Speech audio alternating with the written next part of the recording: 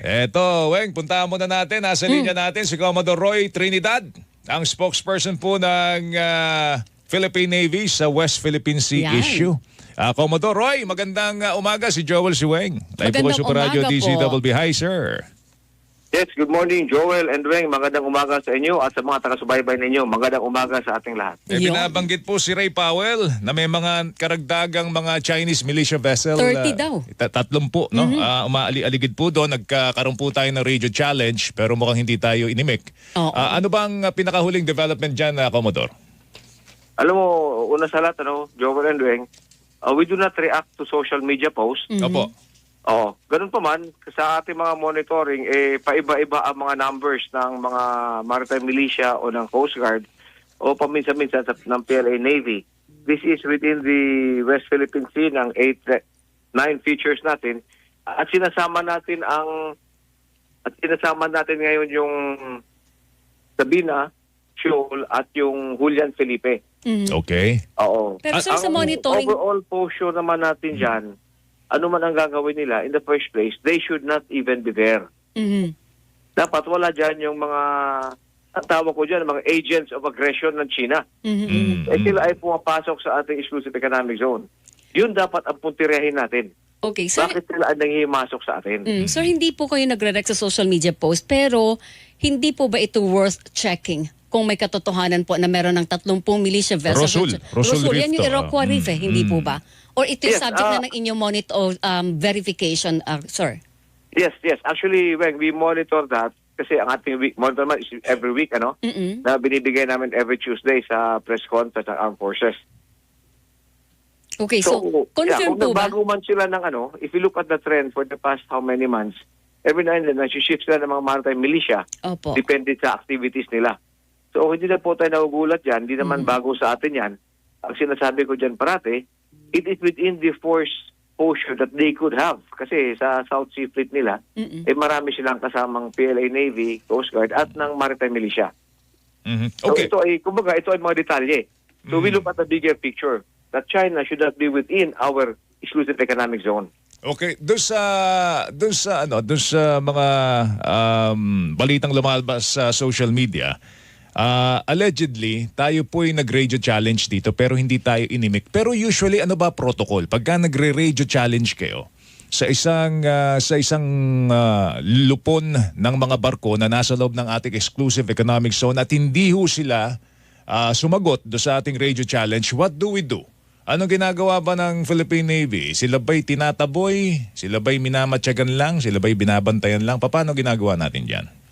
Ang radio challenge, Joel, is a normal procedure of a coastal state na kumbaga, pag may nakita kang intruder or wala sa, kumbaga, hindi mo barko ito, saan man sa Pilipinas, hindi lamang sa West Philippine Sea, we always challenge them. We establish radio communications with them. And many times, mga commercial ships, they respond. May mga times na hindi nila respond. In this case, West Philippine Sea, hindi tayo ini-imik ng mga yan. But we establish the communications. We tell them that they are in our exclusive economic zone. And lahat ito naka-record at binibigay sa kaukulang ahensya ng gobyerno for the appropriate action, usually diplomatic protest ng DFA. Pero hindi po natin sila sinashadow o tinataboy para lumabas do sa easy natin, Commodore. Kasi We shadow them, We we do. monitor them, depende sa Most of the time naman, pag ganito, naka-angkla lang yan. So alam natin nandyan sila. Kaya yung sinabi kanina, Joel, na ayon na sa isang social media post, alam naman natin yan and we don't react to that sapagkat within the overall picture naman, alam naman natin na nandyan sila. Nagbabago-bago lang ang numbers. normally po, anong ginagawa nila pag pumasok na sa ating EEZ, Commodore? Sabi niyo nga, Di naman daw agents of aggression, itong mga ito. Pero Tsaka anong hindi ginagawa nila? nangingisda, Weng. Oo. Sinasabi nila, nandyan lang. So parang presence tambay lang? Oo. Hindi naman daw nangingisda eh. Yeah, kung pag mga Chinese maritime militia, naka-angkla lang yan. Naka-nest formation. When we say nest formation, magkatabi-tabi at naka-angkla sila. Ito naman kasi mga lang to mga fishing boats ito ng mga steel hull. Pero hindi naman po, parang... Yung Coast Guard vessels nila, kung hindi yan nakalight, naglalayag yan. Hindi yan umaangkla. Okay, hindi po kaya, di ba normally magkakadikit yan, Commodore, parang bakod? Hindi kaya meron Pag sinabi silang... natin na nakadikit-dikit yan na parang bakod. Opo, hindi po kaya meron silang ginagawa sa ilalim Baka doon? may sinisira na itong mga natin. Corals natin na naman? Alam mo, Boy, nalalaman naman natin after the fact na pag may nagawa sila. Mm-mm. Kagaya nung binanggit ng Philippine Coast Guard last time na mukhang sila ang gumawa ng pag-pile up ng mga dead coral sa Sabina. Mhm. So minomonitor natin, may mga regular flights naman at saka mga patrol sa area kung saan sila para makita natin kung may pagbabago ba sa environment. Ito pong pinag-uusapan nating tatlo ay sa Rusul Reef pa lang, hindi ba, Joel? Ang dami nating kailangang i-monitor dyan, nabanggit niyo nga, Commodore. Sa ngayon, habang nag-uusap tayo na yun, ano yung hawak po niyong information? Gaano karami ang mga Chinese vessel, lalo na yung militiaman or Navy nila or Coast Guard nila, sa loob po ng ating exclusive economic zone? What we monitor is ano yung total number nila. Mm-mm. Sapagkat mula sa total number, doon sila makapag-project. Minsan sa features natin sa West Philippine Sea, minsan sa Scarborough, sa Bajo de Masinloc. Mm-mm. Open sources naman ito, South Sea Fleet ng People's Liberation Army Navy would total around 80 different warships kasama mga submarines doon. Warships and submarines? Sa South, that's open source naman, Ring. Makita Opo. naman natin yan. Yes, sir. Oo. And then pag sa pag sa Chinese Coast Guard, roughly 30 to 35. Sa Maritime Militia, ang pinakamarami na mataan natin was around 250 to 300. I think it was last year sa may Mischief Reef. Okay. So yan yung mga pumapasok sa teritoryo natin, but hindi po yan yung nandyan ngayon habang nag-uusap tayo? Yeah, when we say, yan ang total numbers nila, more or less, no? More or less the total number that they could project. Oo. And then from those numbers, syempre, yung iba dyan will be undergoing repair. Yung iba naman naka-spread out all over the South China Sea. Yes. Nagpupunta rin sa mga ibang bansa, mga coastal states ng ASEAN. Like Vietnam, like Indonesia, like Malaysia. Kung kayo po sa Philippine Navy ang tatanungin, Commodore Trinidad, anong dapat gawin ng Pilipinas doon? How do Alam we mo, resolve tama this yung ginagawa problem? ng ating Tama, una sa lahat, we have to stand up for our sovereignty and sovereign rights. Atin Yes. yan. Hindi natin ibibigay yan. Number two, it's a problem that is not only faced by the Philippines. It is a global concern. All nations using the maritime domain, kaya nga marami tayong nakakuha mga suporta mula sa ibang bansa sapagkat alam nila na nagkataon because of geography, tayo na sa frontline. And ayaw na tayo ang bumigay because ang at stake dito is respect for international law. Kaya kamakailan lang kung nakita nyo yung defense chief ng Sweden ay nasa atin at nagbigay ng pahayag na it's not only a Philippine problem, it's now a international concern. Meron, So yung go ahead, yung sir. po sa ating gobyerno, tama yun na ipaglaban natin, panindigan natin, and there are ways. That's not only the military approach.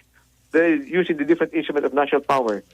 May diplomacy, may but ang sa atin lamang bilang Philippine Navy is we have to assert our right through the continuous conduct of patrols and the provision and rotation of troops sa BRP Sierra Madre. Yun lang. Okay. Ito siguro, Weng, mabanggit na rin natin kay Commodore Roy, yung issue tungkol sa Vietnam naman. Yes. Meron daw tayo mga kinokontest na mga teritoryo dito sa Kalayaan Group of Islands na natayuan na raw ng Weng Ng Vietnam. ng Vietnam. Nakilang mga structure. Baka daw masyadong nakakonsentrate ang Pilipinas China. dito sa China, pero ang Vietnam ay nalulusutan daw po tayo. Commodore, mayroon bang ganong klase ng mga information kayo natatanggap? Alam mo, Joel, the history of the South China Sea, the West Philippine Sea, the 7 claimant countries, may kanya-kanya features yan. Opo. Oo. And Vietnam, historically, yan ang pinakamaraming kiniklaim. At binibuild up niya rin. Nagkataon lamang that Vietnam and the Philippines have friendly relations. Hindi sila nagkakandak ng mga illegal, coercive, aggressive at deceptive actions laban sa atin. Unlike sa ginagawa ng China. So kung maintindihan natin ang history ng South China Sea, makita natin na of the 7 claimant countries, ang pinaka-aggressive sa atin is China. Okay, pero hindi dahil China lang ang aggressive, hindi na natin tututukan yung iba, Commodore, di ba? pababayaan pa natin na Parang magtayo sila ng dun sa, kiniklaim din natin kung to, nasa EEC naman natin. Nakatutok naman tayo doon, but I believe the more appropriate agency to give the details of that way Apo. will be DFA. Okay. Sapagkat may action naman ang DFA doon. O baka parang lalabas, Commodore, na tayo na lang ang hindi nagtatayo ng sa sarili nating ECC. Sila lahat ay nag-angkin na ng teritoryo natin. Hindi naman, kasi I think a good number of years ago, I think 2016, 17, 18, naumpisa natin ang repair ng runway sa Pag-asa. At nakaroon din tayo ng enclosed marina doon. Okay, pero pag-asa lang so far, meron tayong ganong klase ng facility.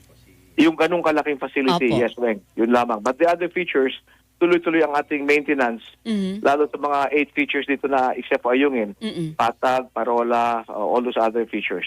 Okay. Meron ako lang huling hirit kay Commodore. Sige, banat. Meron na ano po ako nabagabag ako sa sinabi ninyo. Kung kayo yata yung nagsalita ng Commodore na parang lahat na ng aspeto ng ating gobyerno, ekonomiya, edukasyon, napasok na po ng China. Tama po ba yung pagkakarin ko ng Commodore? Hindi lang natin sila problema sa West Philippine Sea. Politika. Kundi lahat na pati politika. Politika. So parang masyado na silang embedded sa sistema ng buhay ng mga Pilipino. Napakahirap na nilang hugutin, Commodore. Yes, actually, if you look at it, Weng, sa international relations, hindi lamang sila, pati Estados Unidos, for the US, for the longest time, sila talagang pinaka-close sa atin. Pati Koreans, pati Japanese. Ang problema lamang sa Chinese, sila ang maraming, kumbaga napapansin mong mga violations of law that potentially could be a national security threat. Hindi ko pa sinabing security threat ito o security risk. But we have to pay more attention and we are doing that. Sapagkat yung mga common crimes like sa Pogo, may mga high-powered firearms, may mga high-end vehicles, cars, sports cars. So we have to pay more attention sa mga common crimes na ito sapagkat baka ito naman ay maging threat or risk to national security. Alright. Hindi lamang sa mga POGO which is an economic instrument of national power, pati sa political. Makita naman si Mayor Go, diba, nagkaroon ng Senate Opo. inquiry.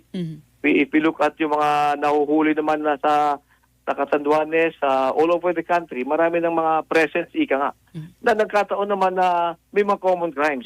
Opo. Compared naman sa, let's say, Americans or Koreans or Japanese who have also been embedded with us, mas friendly naman ang relation sa atin. Alright. Okay. O sige, Commodore, Commodore, thank salamat you sa po. oras mo. Mag-ingat ka. Thank you. Okay, maraming salamat Joel and Veng and more power to both of you. Good morning, sir. You too, sir. Si Commodore Roy Trinidad, spokesperson for the West Philippine Sea, Philippine Navy.